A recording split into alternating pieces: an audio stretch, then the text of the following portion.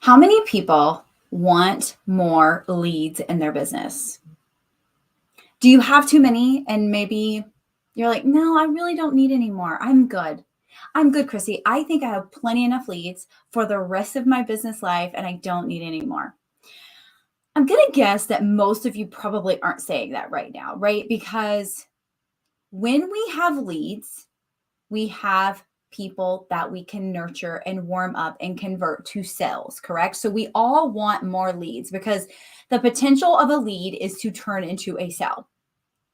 They don't always convert, but we have a much better chance having a leads list, knowing who we have to target, knowing who we have to talk to, knowing who we have that's in our ecosystem that's interested in what we have. I've been doing the FOMO Academy trainings this week. So we're really talking about lead magnets. So I was like, I'm going to go live and just talk about this. So when we have social media platforms, right? So social media platforms in a nutshell should bring traffic to whatever it is that you're trying to offer, right? There should be some type of traffic. You should not just be on social media like just to have fun, but you should have fun. And just to play around and mess around, right? We're on social media with an intention to serve and support our audience. But what if our audience doesn't comment? What if our audience doesn't end up in our DMs? What if our audience never talks to us? Maybe they're an introvert like me, and the introverted Chrissy would have never reached out to somebody, right? So how do we get them, or how do we even know that they have the potential to be a lead? Well, we create what we call a lead magnet. And lead magnets are everywhere, right? So if we have traffic that we can drive and give the opportunity to sign up for a lead magnet, we can create what we call an email list, which is also an asset, right? So our email list is an asset. And also, let's just make sure we're correct here. An SMS list is also an asset, right? So if we have traffic, we drive it to a lead magnet, or we give them the opportunity, link in bio, whatever, and they can have a lead magnet. They can basically give us their name and their email address in exchange for the freebie, right? The free thing, which can be multiple things. Then once we have their email address, that's an asset that we own, right? It can go with us through different email platforms. We own this traffic. We can't make them open the email or open the text, but we own this traffic. This is our traffic, right? And so what we want is as much owned traffic as possible. So when we get this traffic and we don't have anything to send them to, right? And a free group, yes, is a lead magnet, especially if you ask for their email address in the 3 questions that you can ask them. Anywhere we can send them that we say, can I have your email address, or can I have your phone number in exchange for this, is considered a lead magnet. We're giving them in something in exchange for something of theirs, right?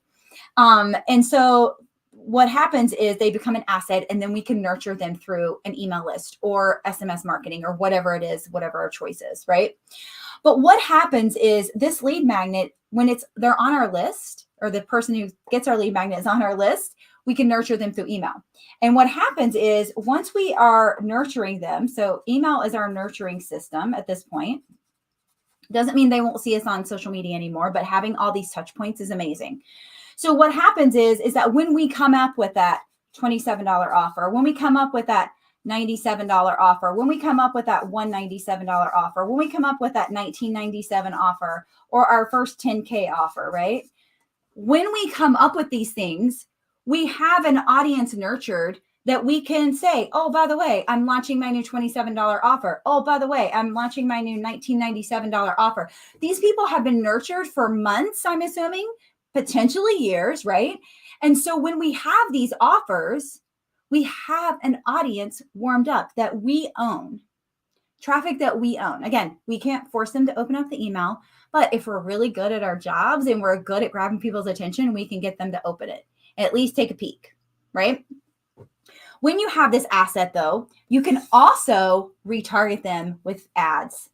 So we can retarget them with paid ads, which we call paid traffic, right? So we can literally take everybody's email that we have, submit it to Facebook or wherever we're running our ads from, and say, I want to target all of these people, right? And then that way, if they don't open their email, You're also having another touch point with them. So the possibilities are endless. You're never going to regret building your list. And I can tell you, I've sold more with my email list than I probably ever have on social media. But my social media traffic, right? Because that's what this is. This traffic became my list. My 10,000 list is what purchases these items. And the same can happen for you. But first, we need to create the lead magnet, right? We need to create something super juicy that they want access to, that we know is going to feel or serve or be the solution for the pain point or the problem that they're having. And if we can do that and get them here as an asset, then eventually we can serve them these offers. But it all starts, technically it starts with the traffic, but when we have this, we don't necessarily have to talk to every person. I've had people that have bought through this amount of program, a $3,000 program that I've never talked to, that I just nurtured in my email list, right? That actually ended up converting to a 6K program, right? Like, so they just kept renewing. So this leading to this, creating that asset gives us potential leads and buyers for these things. Now, not everyone, again, is going to open your list. Not everyone is going to buy from you. But if they haven't unsubscribed yet, that's a good sign that you're not driving them crazy. That's a good sign that you're not annoying them. That's a good sign that they eventually know that they may want what you have to offer, so they're not ready to let go of you quite yet. So the question is, do you have a lead magnet? And if you have a lead magnet, do you have 2? And if you have 2, do you have 4? And if you have 4, do you have 6? And if you have 6, do you have 10? You can't have too many lead magnets, because you never know the pain point and the reason that people are going to want to be attracted to what you're doing. So when we have multiple lead magnets, we have multiple ways to bring people into our ecosystem. We have multiple ways to bring people onto our asset, our list. And then we have multiple ways that we can serve and support them, because a lead magnet, what comes next? Paid offer, right? Maybe it's only $27, but it's $27 paid offer. It's $27 you didn't have. And it's a way to give them a solution and upsell them from the free thing. But before we do any of that, we have to start. We get to start. We get to create that opportunity for them to say yes to us in a really easy way by giving us their email address, and we give them the thing. It's an even exchange, right? We worked hard on this lead magnet and whatever we created, and we're saying, here, I want to give this to you.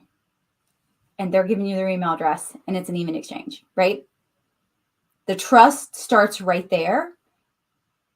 The start of the trust starts right there. And then we get the opportunity to build it even more, to build the like, known, trust even more, nurture them till we can get them to be a potential paying client, or maybe they're a referral, or maybe they're our biggest cheerleader. Maybe they never buy from you, but it's never a wasted lead. I love saying this when I talk about relationship building. You will never regret a relationship that you built, because you will either learn from it. A lot of times you learn from it. They teach you something. They introduce you to someone else. They're a cheerleader. There's many reasons why people come into our lives. There's many reasons why people come into our email list too.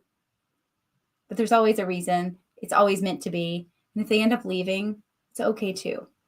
We can't be hung up on that. We cannot let that take our focus away from the people that want us to serve them, that we know that need our support. So if you haven't created a lead magnet, make sure that you do.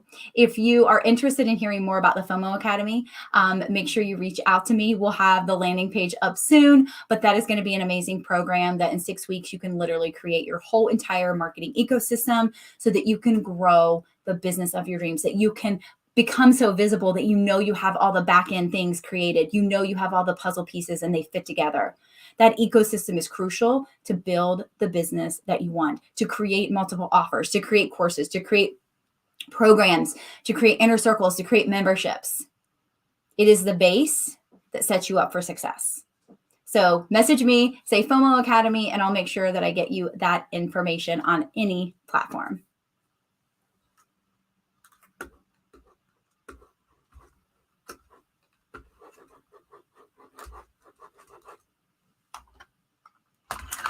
And maybe I'll be on here for a few more minutes.